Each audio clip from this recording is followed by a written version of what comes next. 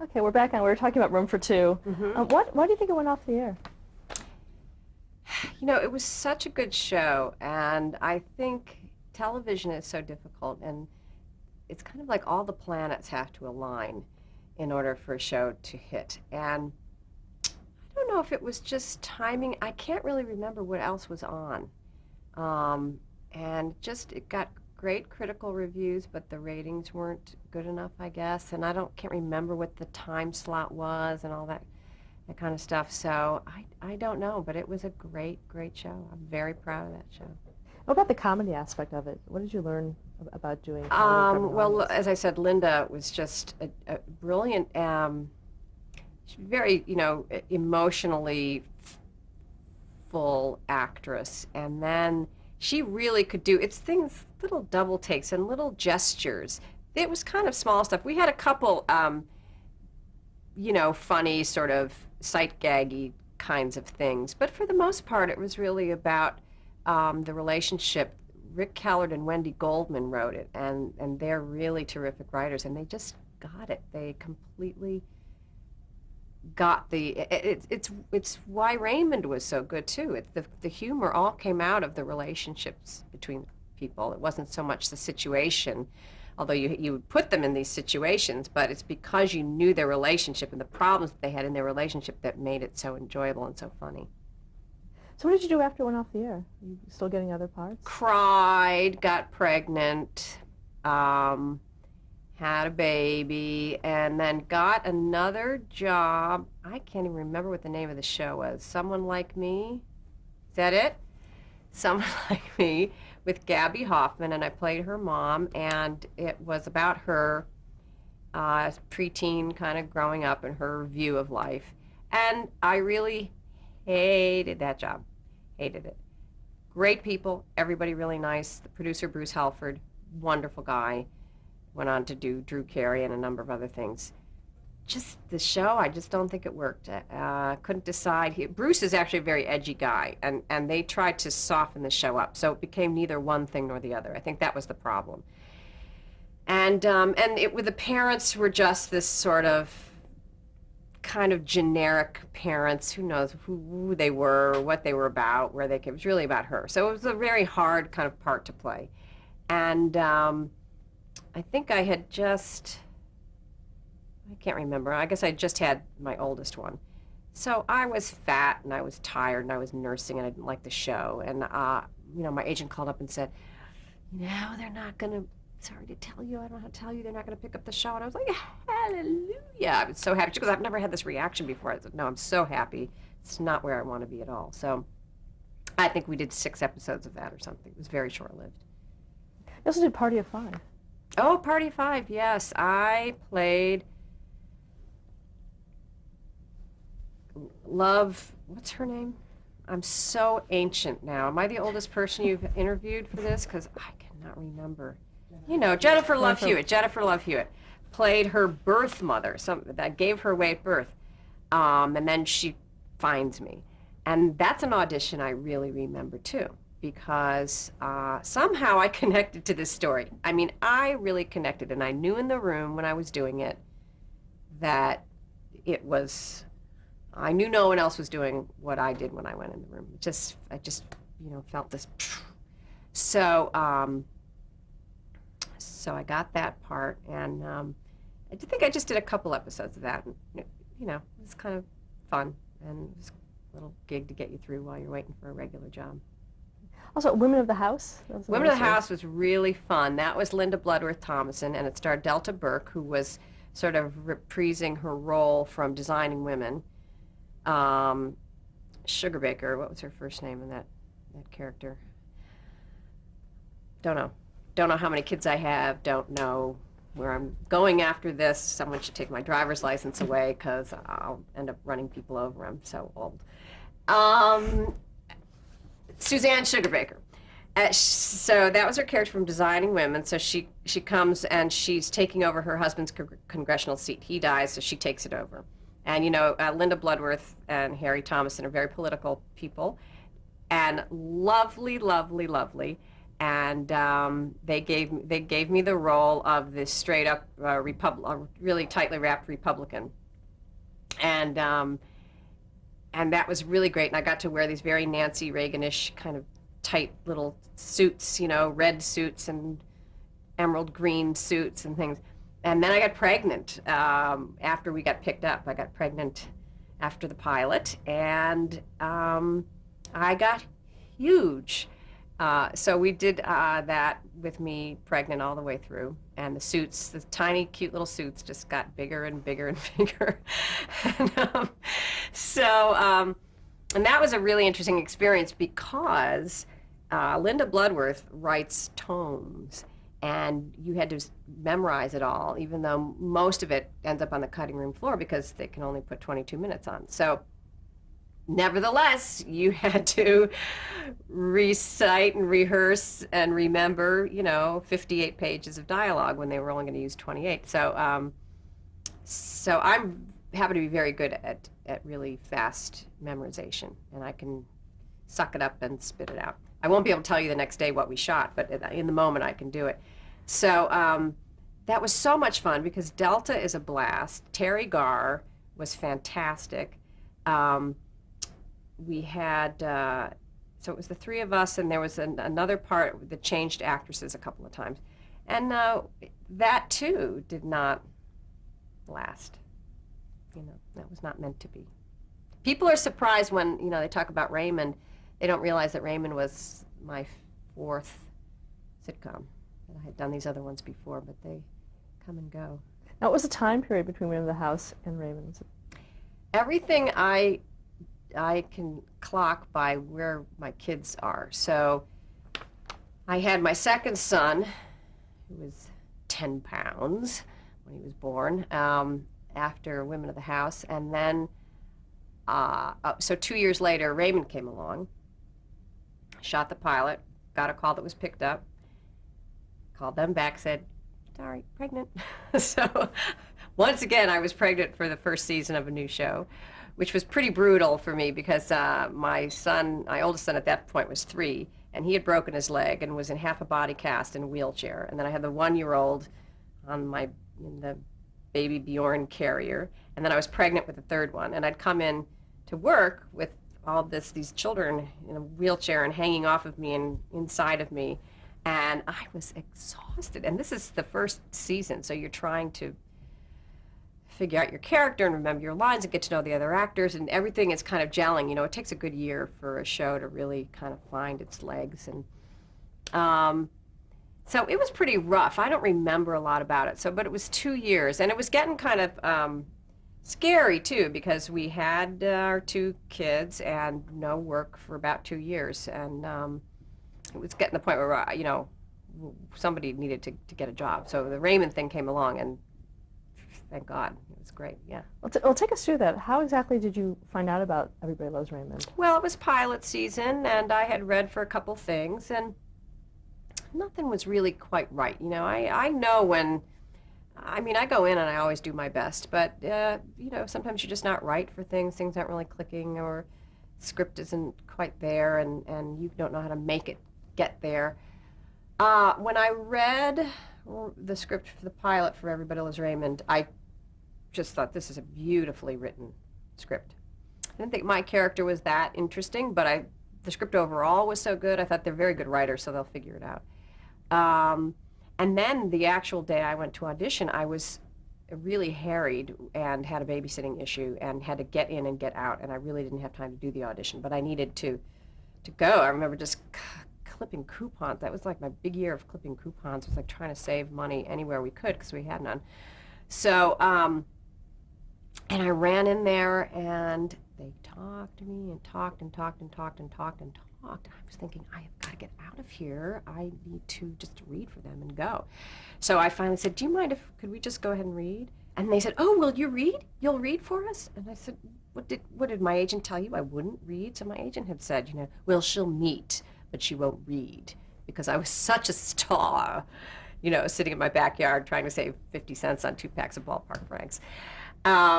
So I said, yes, I'll read, and I got to go, so I was in this mode, and which is exactly where Deborah was in the scene that I was reading. So I didn't really have to do anything. I just, she was angry at Ray.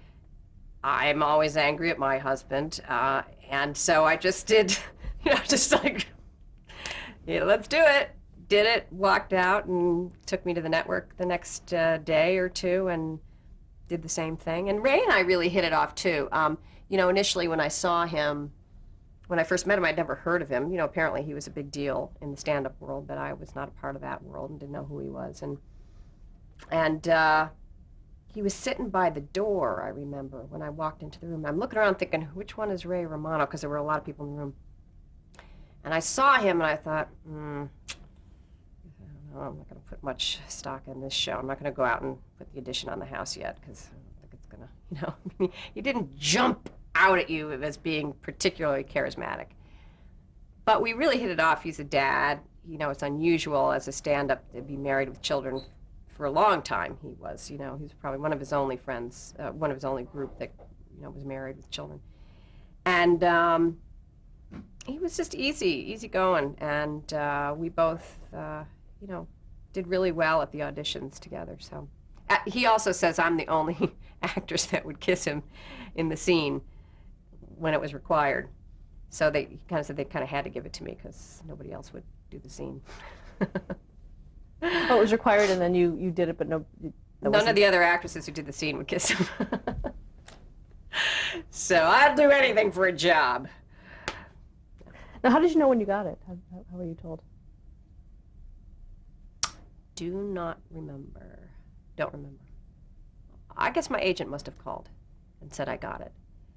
And I don't know if at that point how, you're very excited to get a job, but doing a pilot is the first step in many steps that have to happen to go to series.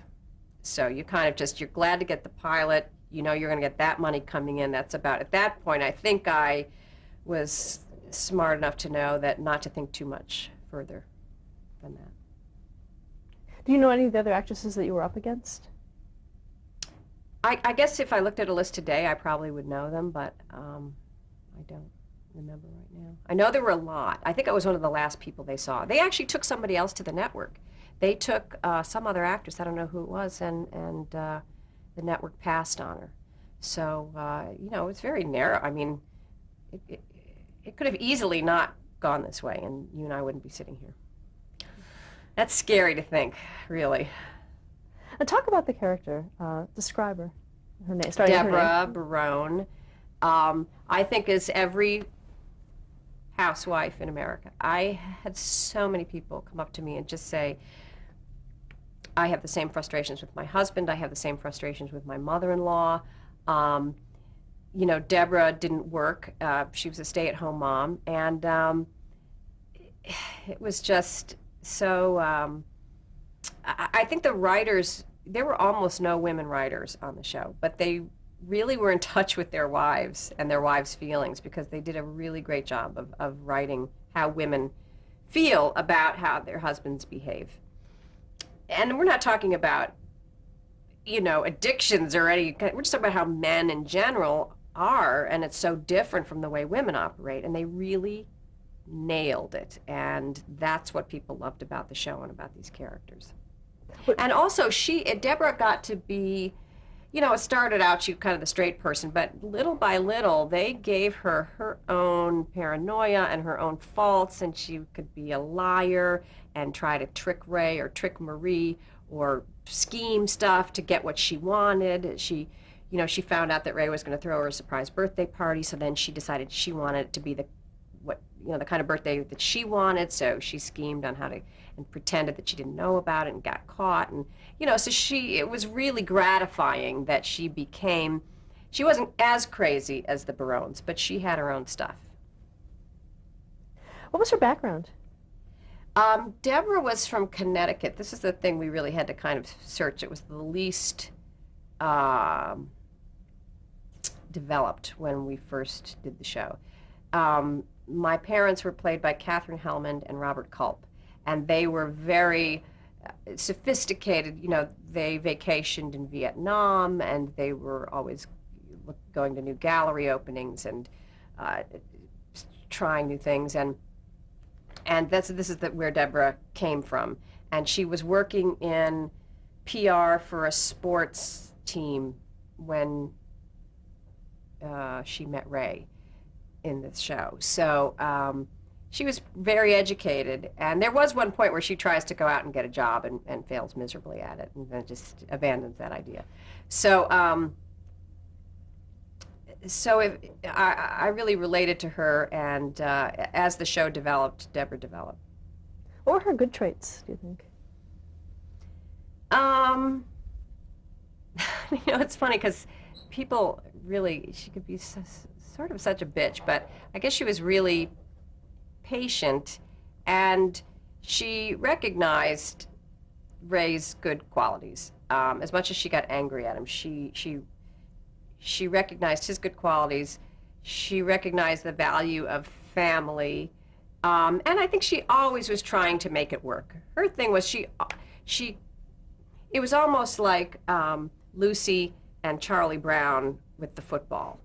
If Doris is Lucy and Deborah is Charlie Brown, who says, okay, I'll trust you this time, you're going to let me kick that football. And then Lucy says, I promise you I won't take it away, and then she takes it away. And Deborah never stopped trying. There was one point we had sort of a cliffhanger where Deborah did say, I'm never speaking to your mother again. And it lasted for about 5 episodes, and then they worked it out. But other than that, she hung in there. And her bad traits? As I said, sneaky, manipulative. She had a lot of the traits that Marie had, played by Doris Roberts, where it was this battle of the wills. And also, I think she has this thing that a lot of women have with their husbands, which is they don't really cut their husbands any slack. They're kind of angry all the time and want their husbands to be more like their girlfriends, which is just not possible. That's why you have girlfriends, because your husbands can't be that. So, but she was always a little bit angry that he couldn't read her mind, that he wasn't sensitive, that everything he tried kind of fell apart. Did you get criticism for that? I think some people, I would go on and read some of these blogs and websites, and a lot of these websites are people who are bashing shows. So I really did want to see what it was that people didn't like. And I think sometimes they felt like she was too bitchy to Ray, and that nobody would why would you put up with somebody like that? So, but that never came from women. That criticism hardly ever came from women. Yeah. Did you keep that in mind when you were playing? No, never. You just have to, never think about that stuff. You just play what's on the page. What kind of homemaker was she? Deborah was a horrible homemaker. That was what was so wonderful about her, is that she couldn't cook, and she really, a lot of times with the kids, it was just like whatever, which I think, there was a whole movement in our country since Martha Stewart came on the scene of being a perfect, making every small daily task a work of art, which there's some actual, benefit to trying to lift the mundane out of its mundaneness and making it something, because every act of care that you do for your family is actually sort of a sacred thing. But, when you're packing a lunch every morning, you're not going to cut the sandwich into smiley shapes and starfish and stuff. You're throwing that prepackaged Kraft cheese crap in their bag and sticking it in their, backpack. So I think, she tried, but she was like every mom that's just like has it up to here with everything. Did you model her after anyone you knew? Just myself. Yeah. And I think that's as I said, I think it's like every mom. How similar is Deborah to you? She is, it was scary the way the writers would write exactly what I was going through in my own life. It would freak me out once in a while that I would be dealing with the kids' school stuff, or I would be dealing with an aspect of my relationship with my husband, and I'd get the script and it would be right there on the page. I mean, I think that's what has made the show so successful, is the experience of the characters is really universal. And I've had people from Israel come up to me and say, this is the greatest show. We love this show. You're a huge hit. Saudi Arabia. It's very interesting how there's no cultural barriers in this show. It's people's relationships within their marriage and their family is what everybody experiences. Did you ever suggest storylines based on your life? They almost always beat me to the punch. They did. When I would think, oh, we have to do a story about, oh, we're doing it this week. It was interesting. Yeah. What do you think made Deborah a comedic character? I think her ability to sort of put up for a long time with certain things and then just fall apart. She really tried all the time. Also, on that show, one of the things that was interesting about it were the silences, and Deborah always got to just stare at Ray or Marie when they said something or did something that was so over the line, and her amazement at how she couldn't believe what she was hearing or what she was seeing. And the writers allowed you to just have those moments where you would just stare and the audience would go crazy. You wouldn't have to say a word. You could just, and you knew, the thing is, they had constructed the character so beautifully. The audience was laughing because they knew what Deborah was thinking. She didn't have to say it. They knew what she was thinking and they knew what she was feeling. And even before, I think it's with any show where people start really identifying with the characters and they follow them and they become invested in them. They know before you even say your punchline sometimes what you could, and they're almost already laughing in anticipation of what they know your reaction is going to be to a situation. And how did that affect the way you performed? It's great. Well, I'll tell you, Raymond was a multi-camera show. We usually had 4 or 5 cameras, and we performed in front of a live audience. This past year, there's been a big trend, the past 2 years, a trend away from that. And, there's nothing like it. There's a single camera comedy without an audience. It just doesn't have the same energy. There is, it's what I love about theater. There's an energy that you get from the audience where things will come out in the performance that weren't there during rehearsal because the audience is there. When you are in front of people, your adrenaline goes up and all the creative juices really are firing on all cylinders, and you would find new stuff in the moment. It's also very big for the timing. When you're rehearsing, you know where the laughs are going to be, but you don't know how big they're going to be or how long they're going to be. And so when the audience comes in and starts filling that in for you, it kind of changes the energy of the show. So it's my favorite way to work. You love having that instant response from people. And it's very old. I mean, it's sort of the, vaudeville and it's really immediate kind of experience. Have you ever been surprised at an audience reaction that you just weren't expecting? We had, I mean, people still, there's one where I dump a bowl of ice cream on Ray's crotch, and they laughed for like a minute and a half, which in television is a really long time. And it took me a very long time to hold without laughing. And there was another time when I was trying to make our Thanksgiving dinner, and the turkey was all greased up, and I was slipping and sliding, and I ended up just sort of throwing it into the oven, and people went crazy. It's so satisfying. It's just the most fun. I mean, once you have that experience, it's very hard to go to anything else. Talk about Deborah's relationship to the family, starting with her marriage with Ray. Again, I think it's very much like most women who, it's kind of not enough that their husbands go out and earn a living. They also have to be sensitive and help with the kids and change diapers and do grocery shopping and remember your anniversary and all that kind of stuff. And, I guess it's too much to ask. And that causes a lot of conflict. And I think the thing that saved Deborah's and Ray's marriage, and I think it's in any marriage, is that your spouse is well-meaning ultimately, And it's one thing if they're doing things deliberately, but if they're just an idiot, which I often called Ray in the show, then they kind of can't help it. So you have a little pity on them. So that's really they were kind of Lucy and Ricky. I think it's kind of a modern day Lucy and Ricky, and maybe just, but it was just flipped. You know, Ray was the new Lucy. And talk about her relationship with her kids. Oh, we tried not to have the kids on the show very much. There was no relationship really. You know, the Sweeten kids were really terrific kids, but we tried to have them on as little as possible because it really wasn't about the kids. And I think we actually had a couple of beautiful episodes that featured them. But for the most part, I think it can be very difficult to do a show that feels really natural when you have young children in it. Was Deborah a good mother? Yeah, I think she was a good mother. Yeah, definitely. Talk about her relationship with Ray's parents.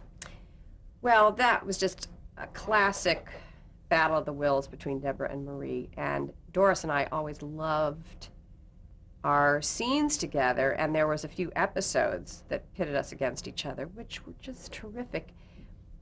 You know, I think Doris was such a veteran of the theater, and she really, you know, is a wonderful, wonderful actress, and there was so much baggage between the two characters that it was always fraught with all kinds of minefields. So it was really a joy to do those scenes together because they were always very emotional and very funny. Would you do extra rehearsal with her ever to? No, you know, we were pretty, I think what I really liked about the show, everybody was married. Doris had her husband had passed, unfortunately, but she had her grandchildren. And everybody had kids, and everybody was really professional. It wasn't, we were all happy to be on a hit show. It was new for Ray, but he'd been in show business for quite a long time as a stand-up. So this was really, and it did change our lives, but we were all fairly mature people when we got these jobs.